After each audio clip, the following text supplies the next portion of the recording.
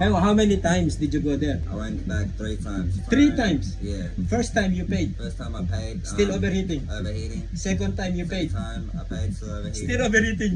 Yeah. I like the way they told you, take your plate number. Yeah, it's like, oh, take your plate number, get your regular refund, come back, give me your car, Yeah. and you buy a Hyundai Getty for What is this? 160K.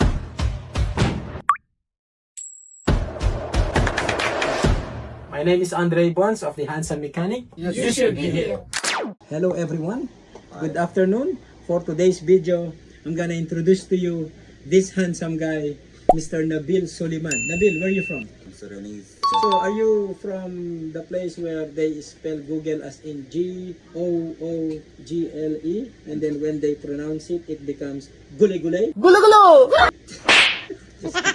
Okay, what is your story? You own a? So I own a Honda Accord Euro 2007. What's the problem? So the problem was that I was overheating, Yes. and my guy here, I bought my car. Yeah. Because what is called, the mechanic across the road said my car was like, the engine was blown, and he tried selling me another car. Oh? How many times did you go there? I went back 3 times. Three times? Yeah. First time you paid, First time I paid. still overheating. Overheating. Second time you paid, Time I paid still overheating. still overheating. Yeah. He tried selling me a car. No, I like the way they told you, take your plate number. Yeah, it's like, oh, take your plate number, get your regular refund, come back, give me your car, Yeah. and you buy a Hyundai Getty for What did you say? 160K. While they were talking like that, Mm. how did you know that they are telling you bullshit? Because of course, I get advice from the people I know. And then how did you end up here? Searched it up on Saturday because I couldn't go work because I had no car. Yeah. And then I found this. Hang on, Nabil. How did you know that it was overheating? It was overheating because it told me on my gauge, and like it was making like a sizzling sound. Sizzling. Sounded like a kettle. Opened the hood, and Yeah. then it was like. Is it the water? Whoa. Yeah.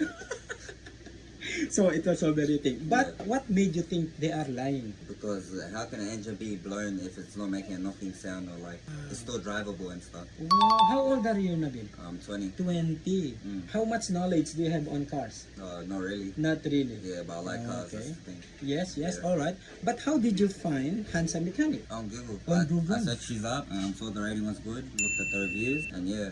But what pushed you or what encouraged you to try where in this place there are around 58 different workshops like us? Why Andre? Why Handsome Mechanic? Why did you choose us? The highest rating, best reviews, Highest and the rating. best people. Best people. Yeah. Oh shit. Okay. And then explain to them your journey. Tell them, share your journey. What happened then? You came on Saturday? Came on Saturday, left my car Saturday, Sunday, and then there wasn't open on Sunday, so the car. What was our agreement? The agreement is that We will start from placing the thermostat, and then what was it? and the radiator cap. Okay. And oh, then yeah. bleed. The cooling cap, Yeah, yeah. and then bleeding the system. Yes. And then from there diagnosing the car. If it's still If overheating. it's still overheating. So you save money from diagnosis, right? Yeah. We only diagnosed it because there was a persistent engine warning light. So we went above board. Now, we left the car for 2 hours. It was not overheating and the car is driving perfectly. Tell me, Nabil, did we meet your expectation? Yeah, hopefully.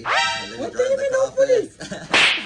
Okay, so from your point of view, having a mechanic like us who went outside our comfort, we exceeded your expectation. What would you tell our followers? Come down to the Handsome Mechanic Yeah? at Mount Joy. Yes, look. And come Yeah, and look. subscribe to their Facebook. And he is a subscriber.